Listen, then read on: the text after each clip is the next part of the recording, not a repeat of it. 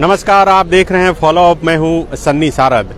रांची के कांके रोड स्थित मुख्यमंत्री आवास में विधायकों की बैठक शुरू हो गई है। हमारे पीछे देखिए कि ये मुख्यमंत्री आवास का मुख्य द्वार है और यहाँ पर मुख्यमंत्री हेमंत सोरेन की अध्यक्षता में सत्ताधारी दल के विधायकों की बैठक चल रही है और इस बैठक में तमाम मंत्री और विधायक मौजूद हैं। जो विधायक रांची में मौजूद नहीं हैं वही इस बैठक में नहीं पहुँच पाए हैं। यह बैठक बहुत ही खास है। इस बैठक से बहुत कुछ निकलना है, इसलिए इस लाइव में आप बने रहें, जुड़े रहें और बहुत अहम जानकारी हम लोग देने वाले हैं, क्योंकि आप सब जानते हैं कि अब से कुछ ही घंटे बाद मुख्यमंत्री हेमंत सोरेन से 31 जनवरी को दोपहर 1 बजे ईडी फिर से पूछताछ करने वाली है। और जो आशंका जताई जा रही है वो ये है कि मुख्यमंत्री हेमंत सोरेन की गिरफ्तारी भी हो सकती है। तो ऐसे में सबसे बड़ा सवाल ये खड़ा हो जाता है कि मुख्यमंत्री की अगर गिरफ्तारी हो जाती है, अगर हेमंत सोरेन की गिरफ्तारी हो जाती है तो फिर उनके जगह पर कौन? प्लान बी क्या है? सरकार का, पार्टी का प्लान बी क्या है? इसी मसले पर इस पूरे लाइव में हम लोग बातचीत करेंगे। हमारे साथ हमारे दो सहयोगी संजय रंजन और मनोज पांडे मौजूद रहेंगे। लेकिन एक बार उससे पहले आपको अंदर का नज़ारा दिखा दें कि देखिए किस तरह से बैठक अंदर शुरू हो चुकी है। ज्यादातर और लगभग सभी विधायक अंदर पहुंच चुके हैं और बाहर लगातार चर्चाएं तेज हो गई है कि आखिर इस बैठक में क्या होगा। क्या प्लान बी का जो प्रारूप है वो सचमुच में आज तैयार कर लिया जाएगा? क्योंकि इससे पहले जब दोपहर ये खबर निकलकर सामने आई कि मुख्यमंत्री हेमंत सोरेन अपने विधायकों से अंदर मिल रहे हैं, तब उस खबर के साथ एक तस्वीर भी निकलकर सामने आई और उस तस्वीर में खास ये थी कि मुख्यमंत्री हेमंत सोरेन की पत्नी कल्पना सोरेन भी दिख रही थी। तो अब हमारे दोनों सहयोगी हमारे साथ जुड़ गए हैं। सबसे पहला सवाल संजय आपसे, आज जो ये बैठक चल रही है ये सिर्फ खाना पूर्ति है या फिर झारखंड की राजनीति के लिहाज से, झारखंड के भविष्य के लिहाज से आज की ये बैठक बहुत महत्वपूर्ण मानी जाती है? बेहद ही महत्वपूर्ण बैठक है सनी। इसको इस दृष्टिकोण से देखा जाना चाहिए कि जिस तरीके से मुख्यमंत्री हेमंत सोरेन के ऊपर संकट गहराया है और उसके बाद अब न केवल मुख्यमंत्री, बाकायदा मुख्यमंत्री हेमंत सोरेन के जो करीबी रहने वाले विधायक हैं, सत्ताधारी दल के जो विधायक हैं, उनको ये डर सताने लगा है कि कभी भी ईडी जो है मुख्यमंत्री हेमंत सोरेन को गिरफ्तार कर सकती है। खास करके दिल्ली में जिस तरीके से ईडी के द्वारा दबिश दिया गया मुख्यमंत्री हेमंत सोरेन के दिल्ली स्थित आवास पर और तकरीबन 15 घंटे तक वहां पे ईडी की टीम जमी रही और जो खबरें आई निकल करके, उसके बाद से ना केवल मुख्यमंत्री हेमंत सोरेन फैमिली बल्कि उनके साथ रहने वाले जो करीबी विधायक हैं उनके मन में भी ये डर बैठ सा गया है। आपको मालूम है कि कल यानी कि 31 जनवरी को 1 बजे का समय मुख्यमंत्री हेमंत सोरेन ने दिया है ईडी को और बाकायदा बोला है कि आप मेरे आवास पर आ जाइए। लैंड स्कैम मसले पे पूछताछ होनी है। बीते 20 जनवरी को इसी मसले पे पूछताछ हुई थी, हालांकि वो पूछताछ कंप्लीट नहीं हो पाई थी, अधूरी रह गई थी। ईडी बार बार यह प्रयास कर रही थी कि मुख्यमंत्री हेमंत सोरेन फिर से उनको समय दें।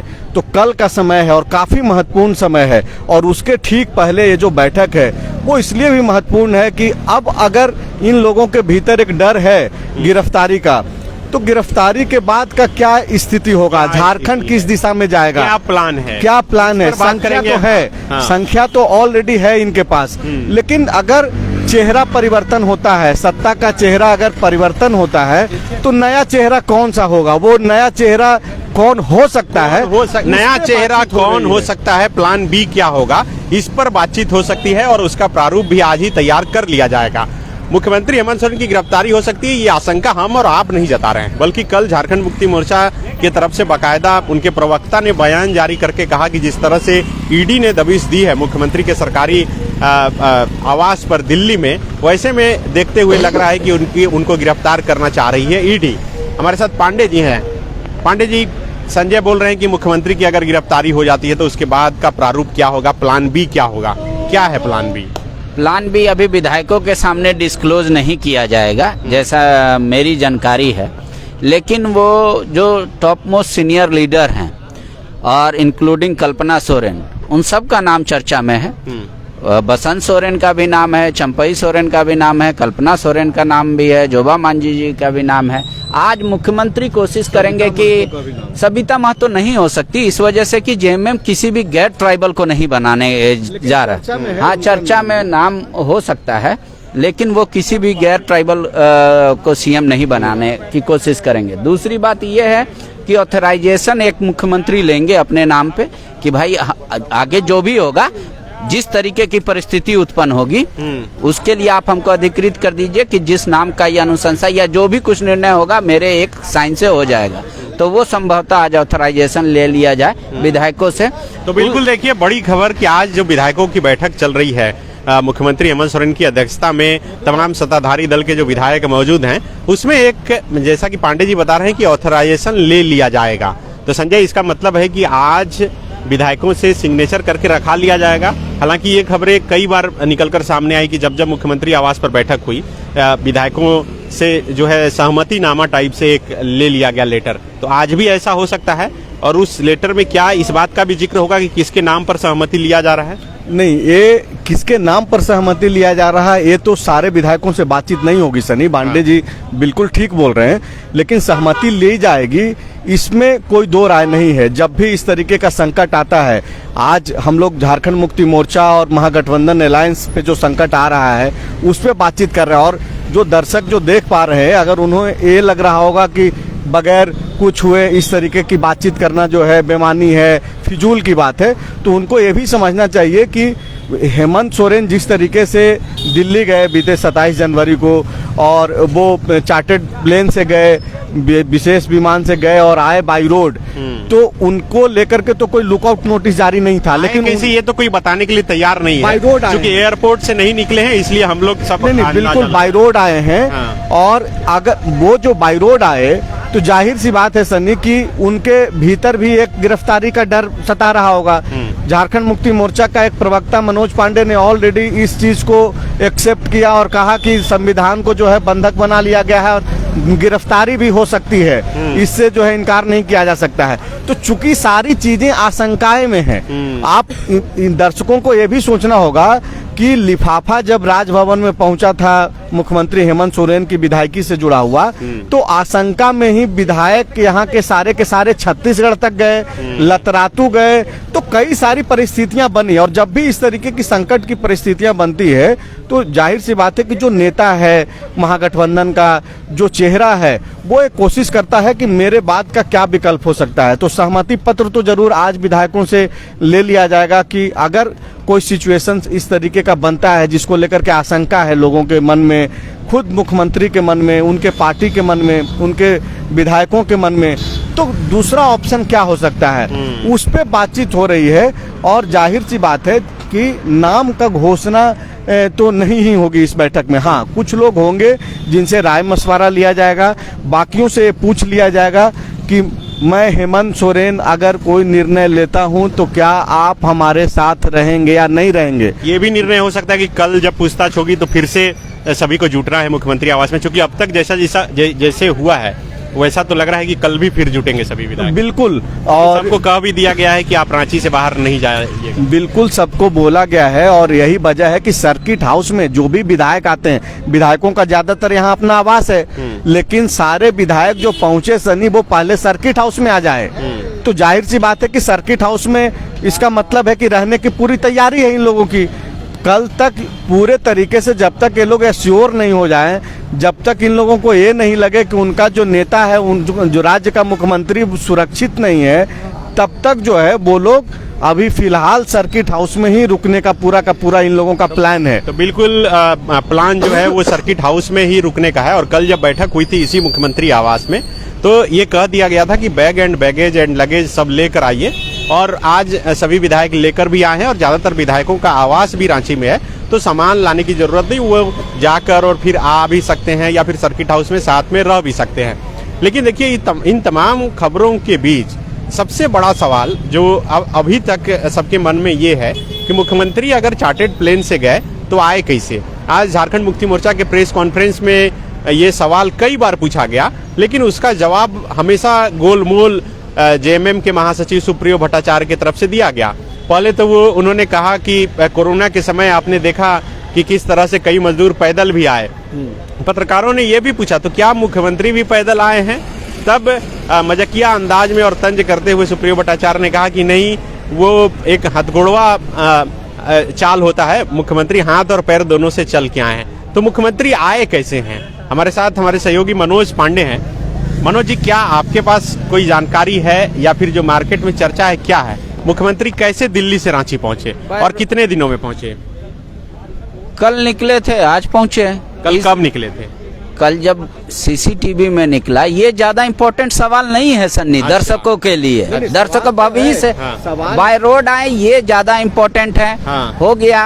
कैसे आए बाय रोड? मतलब सीधा दिल्ली से चले और यहाँ पहुँच गए? नहीं, कई जो सोर्सेज है वो कह रहे हैं कि कहीं से कहीं का फ्लाइट था, फिर वहाँ से यूपी आए, यूपी से फिर यहाँ आए बाय रोड। आम चर्चा है, इसको लेकर के कोई ठोस प्रमाण नहीं है सन्नी। चर्चा यही है पॉलिटिकल गलियारों में और मीडिया के लोगों के बीच में कि दिल्ली से पंजाब गए, पंजाब से लखनऊ आए और लखनऊ से गढ़वा के रास्ते होते हुए जो है गढ़वा लातेहार होते हुए मुख्यमंत्री यहाँ गए आए। लेकिन ये कोई ठोस जानकारी नहीं है, ये दावे देखा नहीं बोला जा सकता है। लेकिन हाँ, कुल मिलाकर के खबर यही है कि अभी प्लान बी पे क्या हो सकता है। तो प्लान बी पे जो 4-5 नाम पे जो चर्चा हो रहा है, देखिए सीधे तौर पे तो किसी का नाम वो अपने फैमिली से सामने रख नहीं सकते हैं। एक जो सबसे बड़ा नाम जो है, पहला नाम इसको अगर आप बोले, अगर रेस में भी अगर 4-5 नाम पे अगर हम लोग जो बातचीत कर रहे हैं और जो खबरें मिल रही है, उसमें कल्पना सोरेन का नाम सबसे आगे है।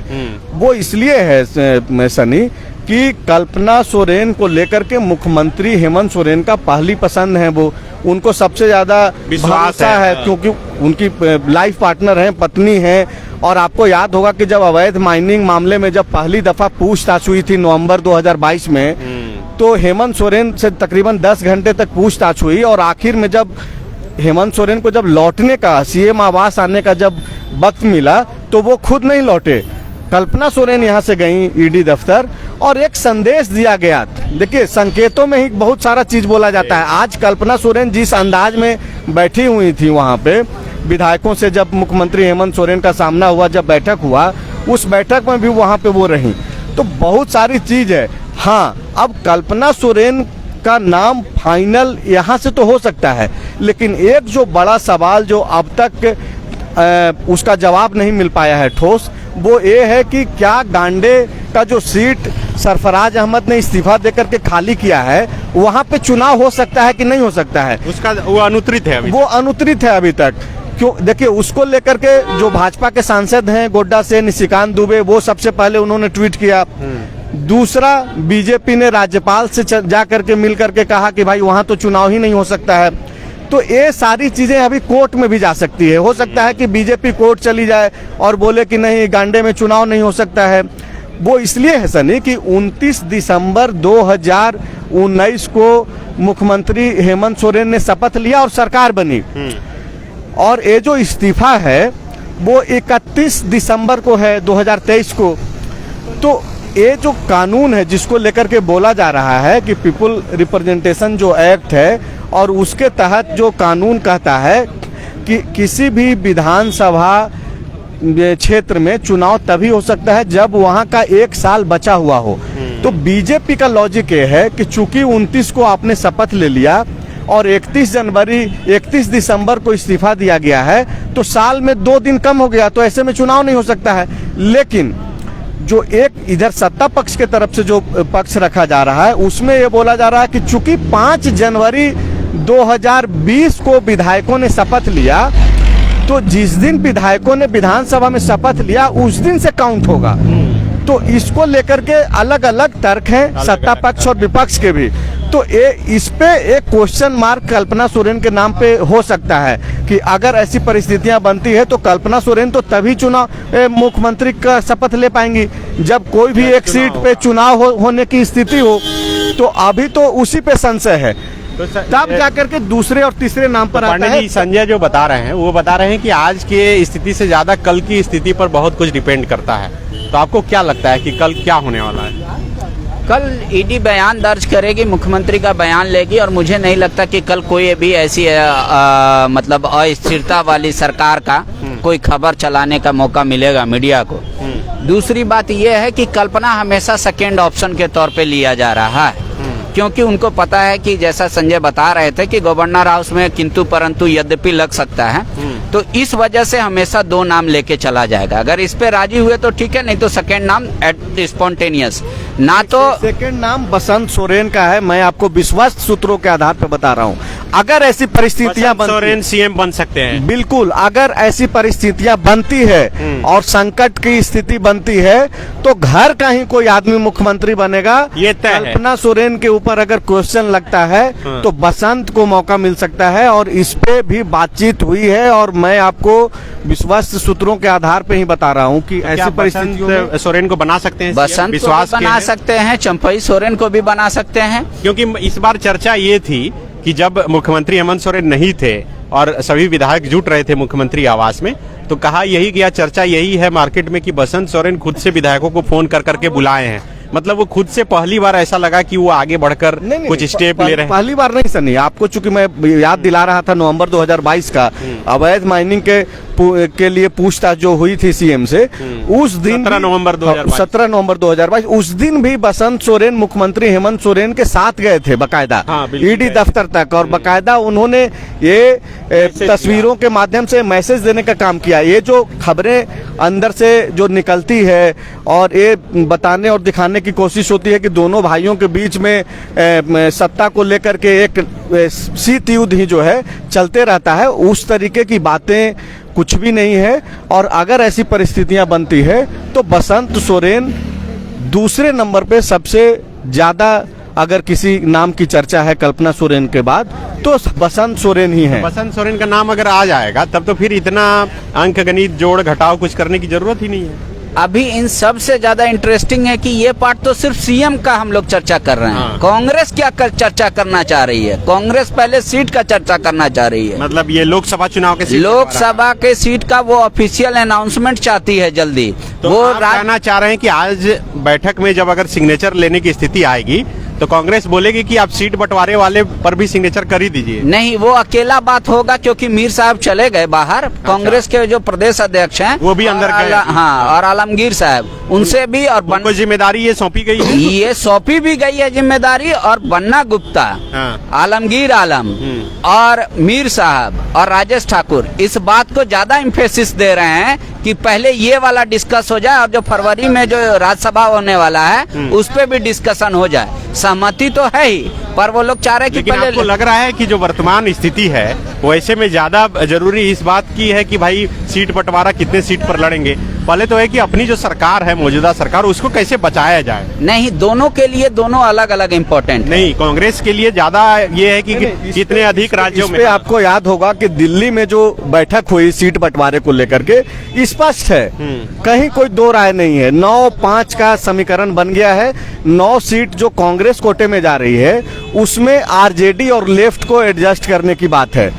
सीट एक जो गीता कोड़ा जहां से चाईबासा से चुनाव लड़ती हैं उस पे सिर्फ एक है कि जेएमएम चाह रहा है कि वो सीट मिले। तो उस पे ही सिर्फ एक सवाल है, सीटों को लेकर के कोई कंफ्यूजन नहीं है, मतभेद। हाँ, देखिए ये परिस्थितियां कब बनेंगी। यहाँ तो हेमंत सोरेन जिस तरीके से पोर्ट्रे कर रहे हैं वो तो दिखा रहे हैं कि हम सीधे लड़ने के लिए तैयार हैं, और जब आप लड़ने के लिए तैयार हैं तो फिर अलगाव का कहाँ कारण बन रहा है। तो कांग्रेस अभी ऐसी कोई भी गलती नहीं करने जा रही है। आप देखिए कि गुलाम अहमद मीर कांग्रेस चाहेगी भी कि ज्यादा से ज्यादा क्षेत्रीय दल उसके साथ जुड़ के रहे, क्योंकि आप देखिए कि हर एक स्टेट में धीरे धीरे सब अलग हो रहे हैं। आज आप सुप्रियो भट्टाचार्य का जब भाषण प्रेस कॉन्फ्रेंस जब आप कवर कर रहे थे सनी, तो उसमें जब वो बोल रहे थे तो आपको याद होगा कि एक शब्द उन्होंने एक बात कही कि हेमंत सोरेन शिबू सोरेन के पुत्र हैं, वो नीतीश कुमार नहीं है। नीतीश कुमार का भी जिक्र उन्होंने किया। उन्होंने कहा कि हेमंत सोरेन अजीत पवार नहीं है, हेमंत बिस्व शर्मा नहीं है, नीतीश कुमार नहीं है, वो वीर शिबू सोरेन के बेटे हैं। तो आप ये क्या संदेश देता है?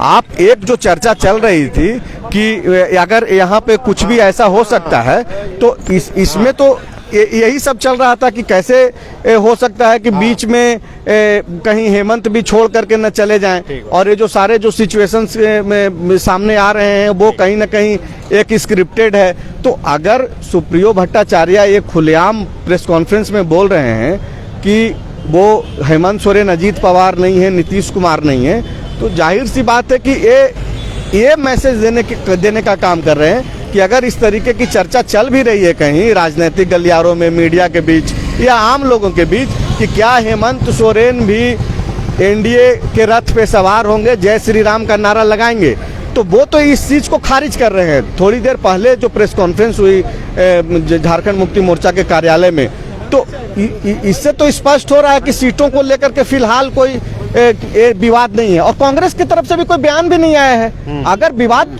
कब माना जाएगा? सीट बंटवारा कहाँ हो गया है? क्या एनडीए में सीट बंटवारा हो गया है सभी का? तो ये तो भाई चलते, ये तो प्रोसेस का है ना। तो अभी तो कोई विवाद नहीं है, जेएमएम की तरफ से कोई विवाद नहीं है, कांग्रेस की तरफ से कोई विवाद नहीं है। सारे लोग हैं अपने अपने हिसाब से दावा कर रहे हैं, और जो दिल्ली में बैठक हुई उस दिन तो खबरें निकल करके आई ही। देखिए, पार्टी के महासचिव हैं सुप्रियो भट्टाचार्य जी का ये बयान है, इससे कोई स्पष्ट नहीं होता। अमित शाह जैसा पावरफुल आदमी बीजेपी भट्टाचार्य की बातों को क्यों तुलना दे रहे हैं? वो आप कह रहे हैं कि उन्होंने क्लियर किया, मैंने क्लियर नहीं किया, उनका स्टेटमेंट जारी किया अपना। तो इस लाइन को तो लेकर के चलना पड़ेगा ना कि उन्होंने एक बात कही है। हाँ, बात कही है। जैसे अमित शाह ने कहा था दरवाजा बंद हो गया, आज स्वागत कर रहे हैं नीतीश कुमार का दरवाजा खोल के, तो वो उनका स्टेटमेंट था अमित शाह का। इनका इसी का जताया जा रहा है कि जिस आक्रामकता के साथ ईडी काम कर रही है, क्या हेमंत सोरेन की गिरफ्तारी हो सकती है? ये तो आशंका है ना। अगर आशंका नहीं होता तो जिस विशेष विमान से दिल्ली गए थे सीएम, उसी विशेष विमान से आते। वो तो उनके स्ट्रेटेजी का हिस्सा था, ना ही विमान उनमें से कोई उनको रोक सकता था। बिल्कुल, आप स्ट्रेटेजी का जो बात कर रहे हैं, वही स्ट्रेटेजी क्या होगा आगे चल करके, वही यहाँ पे सुनिए उसको आसानी से। जैसे अभी अगर आप कह रहे हैं कि एक विकल्प की नया नाम, तो नया समर्थन लेटर भी, तो समर्थन में तो सारे विधायक पहुंच ही रहे हैं यहाँ पे। पहुंचना समर्थन का परिभाषा नहीं होता है। कांग्रेस के भी सारे आप ये बोल रहे हैं कि कांग्रेस समर्थन नहीं करेगी? नहीं, कांग्रेस बार्गेन करेगी।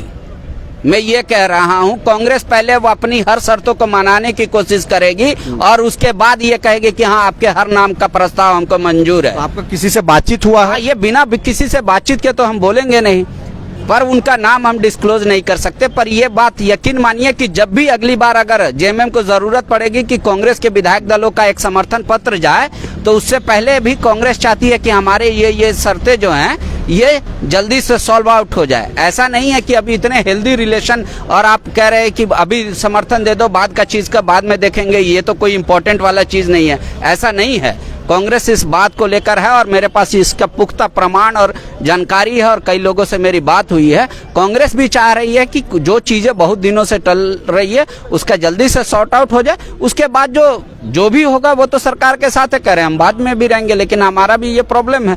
जिस तरीके से हम आम तौर पे आप समझिए कि एक विधायक जब नाराज होता है तो वो मंत्री के पास जाता है, मंत्री से नहीं होता अपने प्रदेश अध्यक्ष के पास जाता है, जब मुख्यमंत्री के पास फाइल पहुंचता है तो उनसे मिलना जुलना कम करता है, तो वो एक तरीके का नाराजगी। तो वही कांग्रेस का ये चाल हो सकता है। मैं इस बात को कह रहा हूँ, ये सिर्फ इम्पोर्टेंट नहीं है कि मुख्यमंत्री किसी नाम का प्रस्ताव कर देंगे और सारे लोग उस पर एक हाथ से साइन कर देंगे। कैमरे के सामने सभी कहेंगे कि मुख्यमंत्री ऑथराइज्ड है, जो कह दें, लेकिन ये एक प्रोसेस बना हुआ है यहाँ पे एक विकल्प। मतलब पांडे जी के पास जो खबर है उसके मुताबिक अगर प्लान बी पे चर्चा होता है और किसी का नाम आगे किया जाता है तो कांग्रेस पार्टी समर्थन तो करेगी, लेकिन कुछ शर्तें भी अपना जोड़ सकती है। और उन शर्तों में क्या क्या होगा, जैसा कि पांडे जी बता रहे हैं कि लोकसभा को लेकर के जो सीटों का बंटवारा है उस पर स्पष्टता कांग्रेस को चाहिए। कई सारे जो इश्यूज है सरकार में रहते जिसका समाधान नहीं हो पा रहा है, उस पे उनको स्पष्टता चाहिए और गारंटी चाहिए। तो इस तरीके का जो आप जो बोल रहे हैं पांडे जी, तो ये क्या अभी मौका है ऐसा कि अभी फिलहाल जो सिचुएशंस क्रिएट हुआ है, जो संकट गहराया है, ये इस समय में बात करना उचित है क्योंकि सरकार को पास समय नहीं रहेगा। अगर दूसरा नाम की चर्चा होगी तो सरकार या कांग्रेस के पास इतना समय नहीं रहेगा कि ये चर्चा कर लिया जाए कि ये डिस्कशन मुद्दा है। तो पहले ही ये सहमति बनाकर कोशिश की जाएगी कि हर कोई एक नाम पर आ जाए और सहमति बन जाए। हाँ, आप कंटिन्यू कीजिए पांडे जी। तो वो मैं बता रहा हूँ कि जेएमएम जिस तरीके से सेकेंड नाम को लेकर अगर ये चर्चा हो रही है तो उसके बाद कांग्रेस भी इस बात को लेकर ईगर रहेगी कि उनके कुछ जो शर्तें हैं उसको मान लिया जाए। सब बेकार है। तो देखिए, जो बैठक चल रही है, बैठक के बाद जब विधायक बाहर निकलेंगे तभी जाकर के सब कुछ स्पष्ट हो पाएगा कि आखिरकार क्या कुछ चल रहा है, और खास करके जो संकट गहराया है मुख्यमंत्री हेमंत सोरेन के ऊपर। और ये संकट कोई नई बात नहीं है। आप देखिए कि बीते कई दिनों से ईडी जिस तरीके से आक्रामकता के साथ मुख्यमंत्री हेमंत सोरेन के ऊपर कार्रवाई कर रही है, जाहिर सी बात है कि इनका जो आशंका है वो गलत नहीं है। और इसी को देखते हुए जो है प्लान बी पे डिस्कशन चल रहा है, क्या कुछ हो सकता है। कई सारे नाम सामने आ रहे हैं। सबसे पहला नाम कल्पना सोरेन का है, दूसरा नाम बसंत सोरेन का है, तीसरा नाम चंपई सोरेन का है, चौथा नाम जोवा मांझी का है और पांचवा नाम सविता महतो का भी है। लेकिन जो हम लोगों के पास जो विश्वास सूत्रों के हवाले जो खबरें हैं उसके मुताबिक अगर ऐसी परिस्थितियां बनती है तो मुख्यमंत्री के लिए जो है सोरेन फैमिली का ही कोई परिवार चेहरा बनेगा। सत्ता परिवर्तन, सत्ता का जो चेहरा है अगर उसमें परिवर्तन आता है तो उसमें कोई सोरेन फैमिली का ही कोई आदमी जो है सामने आएगा। कल्पना सोरेन हो या फिर बसंत सोरेन, इन दो नामों पे ही जो है सबसे ज़्यादा चर्चा है। अगर सिचुएशन ऐसी बनती है, अगर ईडी मुख्यमंत्री हेमंत सोरेन को कल गिरफ्तार कर लेती है तो बसंत सोरेन या कल्पना सोरेन में से ही जो है कोई सामने आएंगे और उन्हीं के नाम पे आगे बात बनेगी। इसी को लेकर के तैयारी चल रही है, बैठक चल रही है, बैठक में बातचीत चल रही है।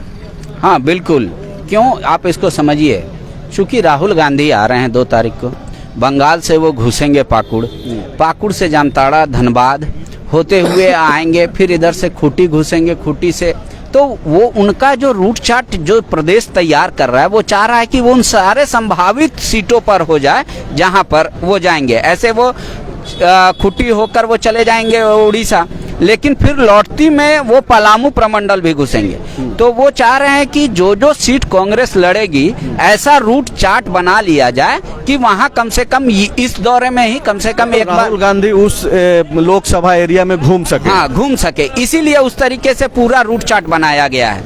आप देखिए, पाकुड़, जामताड़ा, धनबाद, मतलब धनबाद हम ईगर हैं लड़ने के लिए। उसके बाद आप आइए रांची, खूंटी, उसके बाद चाईबासा, फिर आप उड़ीसा चले जाइए। फिर वहां से जब घूम कर आइए तो गढ़वा, पलामू, फिर चतरा, जो चतरा लोकसभा और पलामू लोकसभा की बात हो रही है, फिर वो बिहार चले जाएंगे।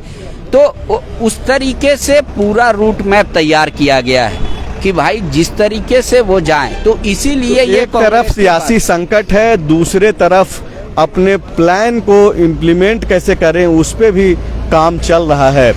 तो फिलहाल इस लाइव में इतना ही। आप बने रहिए फॉलो अप के साथ। जैसे ही कुछ नया अपडेट्स आता है हम लोग फिर से आपके सामने हाजिर होंगे। शुक्रिया।